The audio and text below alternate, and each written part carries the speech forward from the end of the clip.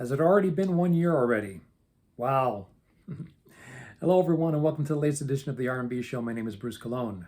My co-host, Ron Ben Joseph, is currently immersing himself in all things Led Zeppelin in preparation for our upcoming Overrated or Not segment on Led Zeppelin 4. But until then, I figured I would take a moment to put out another short video to kind of keep things flowing along here. And today, we're going to be revisiting the greatest Christmas gift that Beatle fans ever received, and that is Get Back, the documentary, 1 year later. So before doing so, I did want to take a quick moment to thank all of our new subscribers to the channel. Both Ron and I greatly appreciate that. We always love hearing from viewers, sharing their stories and their insights and memories of all of this music that we hold so dear. If you're new to the channel, hopefully you join us on this journey as well. Again, we really appreciate all of you for doing so. So Get Back. What more can possibly be said about this thing that hasn't been said already or blogged about or written about? You know, a million plus videos out there on this.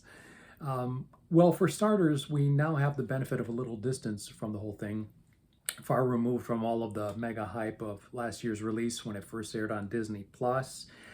I had gotten the itch recently to revisit it. It had been a while. I think I hadn't seen this whole thing in total since it first streamed. I've revisited pieces here and there, but wanted to actually tackle seeing it once again. And having done so, initially it didn't hit me that it had been 1 year, and now having realized it, it's like, well, it seemed like a good opportunity to make an updated video about it and see how the whole thing still holds up today. So I do have a few bullet points that I'll be referring to throughout. And first off, without a doubt, this thing still stands as, one of the greatest miracles of rock history, without question. This was such an unexpected treasure trove of material that laid in wait for 50 years, unbelievable to really think that. But yeah, just kind of sitting there and waiting for the right artisans to come along and restore it to its proper glory. The fact that all of this Let It Be material fell into the hands of a highly skilled and technical director like Peter Jackson definitely seemed fated, especially when we consider the fact that, when speaking with the Beatles estate, he was really in communication with them about another unrelated project to this, and just so happened to inquire about the state of the Let It Be material, and that's kind of what got the ball rolling on all of that.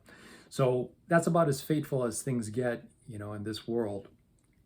The restoration work, which all of us can, now safely attest to, both on the visual and audio side, was pretty miraculous, and the whole thing was a beautiful payoff for long-term fans who had waited decades and decades for, any kind of proper Let It Be release. And, while this is not the original film, which hopefully will still see release in some form, maybe as part of a more elaborate package down the line, and in some ways this was actually something far greater, while still giving proper nod to the original director, Michael Lindsay Hogue, who was, a main player throughout the new documentary. So as I mentioned in my original review of this thing, parts 1 and 3 are still the most engaging, with part 2 definitely being a bit of a slog to get through in one sitting. And the problem with that episode, there's so much stop and start throughout the whole thing. And even with this being the Beatles, I think there's only so many times you want to sit through, kind of a half-hearted takes of Don't Let Me Down, or like ramshackle versions of songs that they used to perform, in their Hamburg and Cavern days. Trust me, anyone who's ever sat through a band rehearsal without being one of the key participants, I think you know what I'm talking about. So yeah, part 2 is still hard work. But having said that, I do understand that. I think part of what Peter Jackson was trying to show was what the creative process is truly like. Both the glorious and the mundane. The high points, and then like the slog it is to kind of get through and see things through to completion. And I think it was also really indulging, the hardcore Beatle fanatics But I still stand by what I said last year, which is that I think the Disney Plus version should have been a 2-night event, you know, 2 parts, each part being an hour and a half. And then it really would have been amazing for the home release for us to get that nearly 7-hour cut. I think that would have been much more impactful. I also think that the Disney Plus version should have cut like the repeated songs as part of the rooftop sequence, and also saved that for the DVD Blu-ray release. I think it would have made the home release much more meaningful and exciting. While a tighter, more concise version of the documentary would have, I think, played better and invited more repeated viewings down the line. And yeah, I still believe that there's a better, more watchable version of this documentary sitting somewhere in there among all the clay. And who knows, someday maybe some talented industrious bootlegger will, take that on and make it a reality. So we'll see. But all that aside, I realize that it's really a big luxury to be able to, nitpick this essentially brilliant work of art, because prior to its release, it's something that most of us didn't really even know existed, quite to this degree. Rewatching it again, it definitely felt like spending time with old friends, cherished old buddies of mine who, both annoy and and fascinate and delight you. But most importantly, it is the most significant project to come out of the Beatles camp since the Beatles Anthology. And I think in a lot of ways it's actually even more illuminating than the Anthology, because it dispelled so many myths about this particularly troubled period in Beatles history, and also about the interpersonal relationships among the four at this time.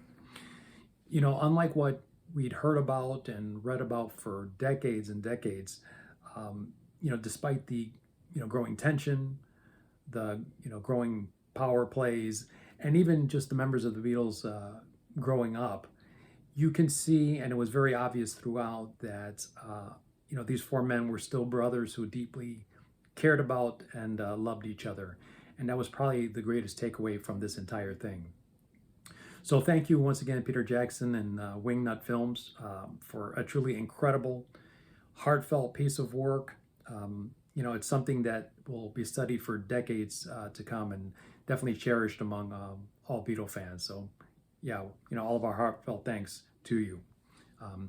Now, all that said, it's time to get back to work and make that 15-hour cut a reality for the true hardcore Beatlemaniacs among us. But anyway, that's it for today. If you enjoyed the video, please hit the like button. Please subscribe to the channel so you don't miss any future content. We have a lot of other Beatle content on the channel, including, we recently took a look at the recent Revolver stereo remix. So that's up on the channel if you'd like to check that out. Please take the time to share your comments and your insights. And for those of you who have maybe just recently revisited this, let us know, how does it play? How does the benefit of time and perspective, and with all of it having settled in the first time, because it was so much to take in, how did it play that second time for you? I'd be fascinated to know. Again, like I mentioned before, we will be back again very soon with another Overrated or Not, covering Led Zeppelin 4.